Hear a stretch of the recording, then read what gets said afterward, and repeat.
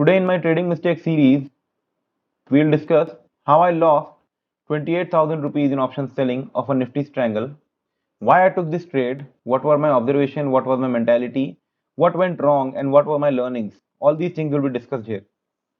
So let's see. Previous day closing of Nifty was at 25,800.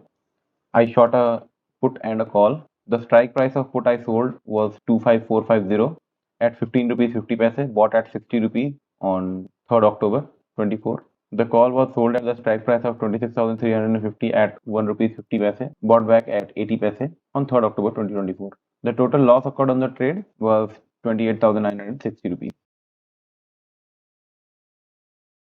पिछले दिन market 25,800 पे close हुआ था, तो उसी दिन मतलब 1/10/2024 को मैंने मार्केट के बंद होने से पहले 500 पॉइंट दूर की एक कॉल बेची। उसी समय विक्स लगभग 12 पे चल रहा था, इसलिए प्रीमियम काफी कम था। हालांकि मैंने भी काफी दूर की कॉल बेची थी, तो प्रीमियम कम ही मिलना था। इसके अलावा मैंने पहले ही 2 कॉल 26,600 का कॉल और 26,700 का कॉल को कवर किया था, जो मैंने 30 सितंबर 2024 को बेची थी। उन पर कुल मिला के मुझे 2200 रुपए का प्रॉफिट हो चुका था।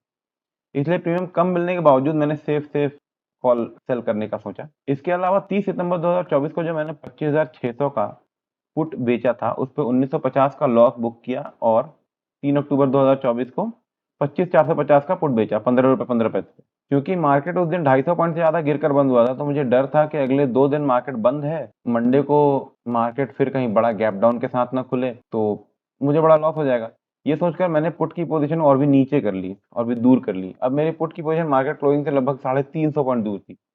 मतलब कॉल 550 पॉइंट दूर और पुट 350 पॉइंट दूर। पुट कम दूर इसलिए था क्योंकि पहले मैं मूवमेंट देख चुका हूँ 250 पॉइंट। जिस समय हम 25,450 का पुट बेचे थे, उस समय 30 सितंबर को 11:20 हो रहा था सुबह का।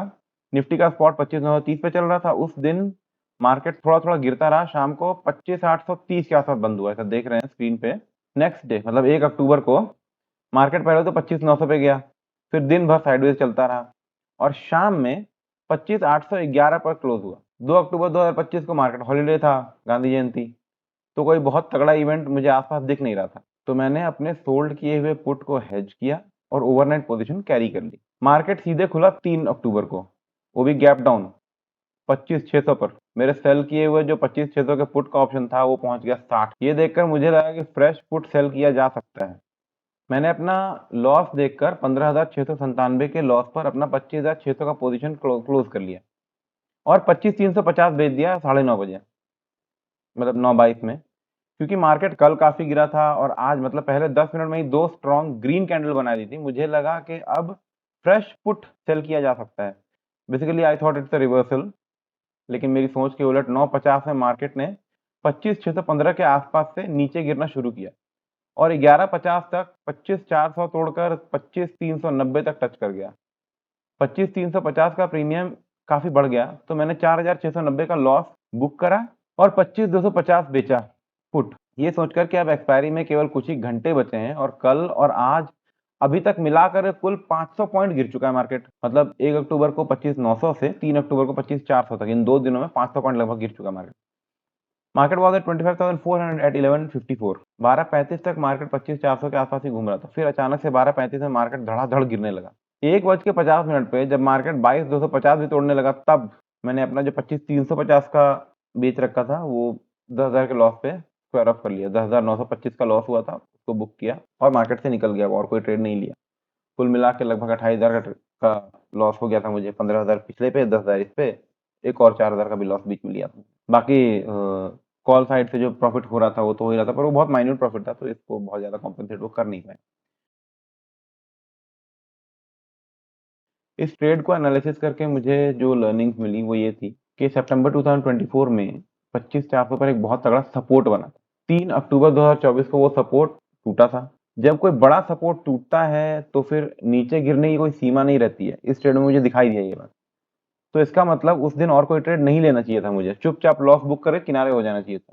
बिजनेस है यार, हर दिन तो प्रॉफिट होगा नहीं यार। लॉस हुआ था, आज नहीं दिन था तुम्हारा, निकल जाना, पर नहीं, रिजिलियंट बने रहे, घुसते रहे बार बार, वो गलती हुई है। दूसरा, इस हफ्ते हमने ओवर ट्रेडिंग भी कर दी थी। मतलब पिछले ट्रेड का लॉस रिकवर करने के लिए हमने जो नए ट्रेड लिए उसके प्रीमियम कम थे, तो मैंने पूरा लॉस रिकवर करने के लिए अपना क्वांटिटी बढ़ा दिया।